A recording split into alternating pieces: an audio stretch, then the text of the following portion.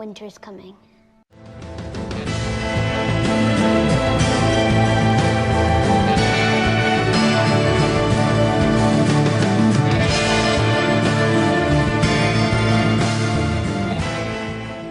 Hey, welcome to Half the Battle. Winter is coming, marches on. Please make it so I don't have to talk about scrotums anymore. Meet Snowstorm. He is neon orange. Yeah, I think we're done here.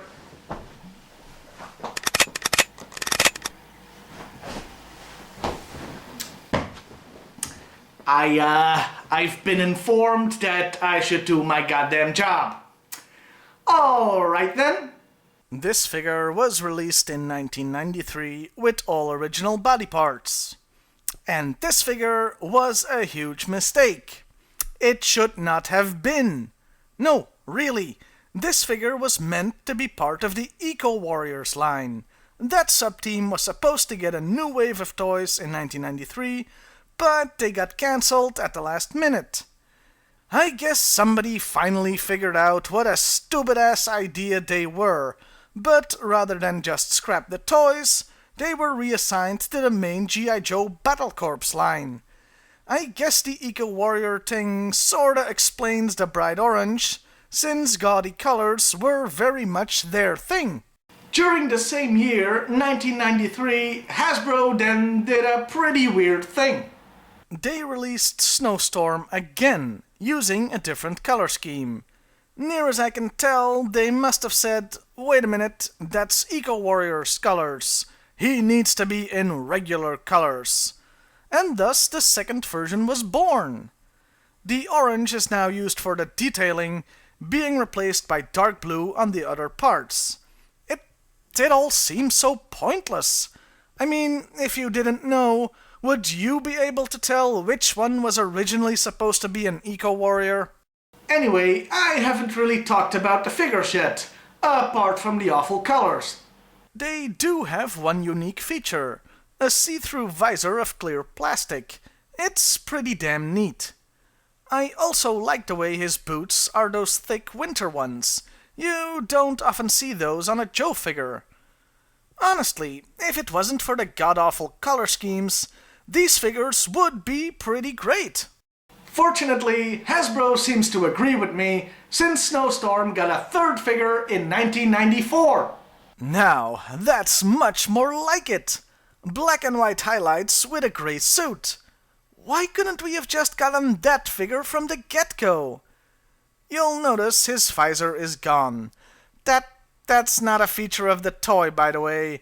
That's just my personal one. I got this guy secondhand, and the faceplate was missing.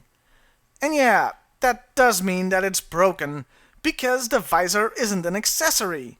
It's not removable, but rather glued in place. It does, however, give us an opportunity to get a good look at the dude's face.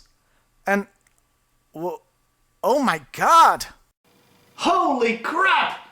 It's Benedict Cumberbatch! This is like finding Jesus on a piece of toast! Only it's Benedict Cumberbatch on an action figure. So, really, nothing like Jesus in toast. And no, I'm not gonna use the cliché joke of mangling the actor's name. I assume me just pronouncing the name in my own accent is chuckle-worthy enough. Benedict Cumberbatch. Anyway, you may have noticed that I haven't talked about the accessories these guys came with. That's because they're completely generic and lame. I'll just show you some of the ones that came with Beachhead since I don't have the Snowstorm ones. They had a couple of weapons, all previously used molds that came on a plastic tree, as well as a generic rocket launcher. How lazy and cheap can you get? That wasn't a rhetorical question. I'll answer that. More lazy than you can possibly imagine. The biggest offender is the card art. They reused the same image for all three figures, meaning the colors don't match at all with the actual product. Hell, even the first one doesn't match, since his detailing is depicted as red, not orange. Why couldn't we have gotten that figure instead of the bloody orange one?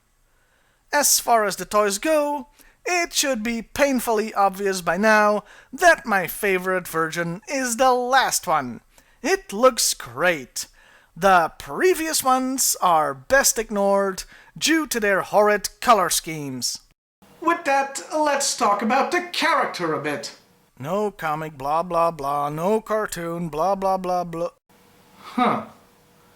Oh, I was supposed to flesh this section out, right? But yeah, there's really nothing to say since he wasn't in the cartoon or in the comic. That means it's file card time! The laziness continues as the first two file cards are identical, while the third has most of the same text, only with a paragraph taken out to save space, since these cards were smaller for some reason. Snowstorm's defining characteristic is he hates the cold. Fan-freaking-tastic! That's basically the same as Sub-Zero, who we covered last year. Man, by 1993, they were really running out of ideas, weren't they? Well, to be fair, this guy did have a reason to be pissed off. The Joes recruited him after seeing him defeat an entire band of bad guys who were trying to take over a village in the Caribbean. And for his first assignment, they sent him to the frickin' North Pole. This would mean he only became an Arctic warfare and cold weather specialist after he joined the Joes, and they basically forced him into it.